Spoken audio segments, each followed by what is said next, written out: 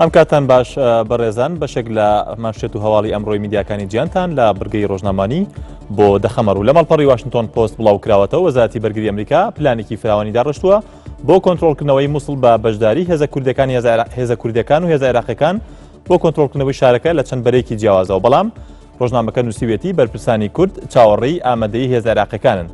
فواد حسێن سەرۆکی دیوانی سەرۆکایەتی هەرێمی کوردستان ڕایگەاندووە ئێمە لە پێشوودا گفتوگۆمان کردووە لەبارەی کۆنتڕۆڵکردنەوەی مووسڵ لە مانگی ئازاری ساڵی ڕابردوودا، بەڵام لە ئێستادا ئەوە مانگی کانونی دووەمە ئێمە زۆر دواکەوتوین. فواد حسێن وتوشێتی کە لە ڕاستیدا پێویستە ئەو ئۆپەراسیۆنە بۆ بەشداری هێزە عێراقیەکان ئەنجام بدرێت، واتە سەرجەم هێزە عێراقیەکان تێیدا بەشداری بکەنەوە. وێنەیەکی پێشمەرگەشی داناوە کە لە نزیک بەنداوی مووسڵ ئەم وێنەیە چەند پێشمەرگەیەکن لە سەنگەرێکدا گیراوە.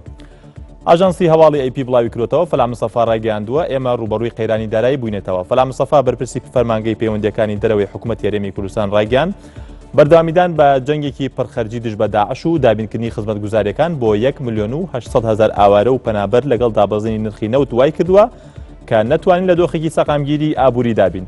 فەلا مستەفا ئاشکراشی کردووە کە ئەوان داوایان لە وەزارەتی بەرگری ئەمریکا کردو یارمەتیان بدات لە خەرجی موچەی هێزەکانی پێشمەرگە.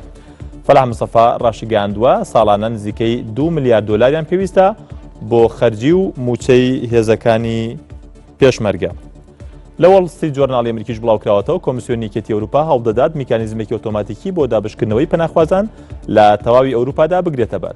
سەرڕای ئەوەی بەشێکی کەم لە حکوومەتی وڵاتان پشتیوانیان دەربڕیوە بۆ ئەو پلانە بەپێی پلانێکی یەکێتی ئەوروپا لە ئێستادا نزیکەی 160,000 پەناخواز لە ئیتالیا و یۆنان دەیانەوێت بەسەر تەواوی ئەوروپادا دابشیان بکەنەوە، چونکە بەشێکی زۆر لە پەناخوازان دەیانەوێت خۆیان کۆچ بکەن بۆ وڵاتانی ئەڵمانیا و ئیسکەندنافیا کە پشتیوانی لە پەناخوازان دەکەن. وها وێنێکی ژمارەیەک پەناخوازی لە سنووری سربیاش ڕۆژنامەکە لەگەڵ هەواڵەکەدا بڵاو کردوێتەوە. بڕگەی ڕۆژنامەوانی پێشکەشکردن.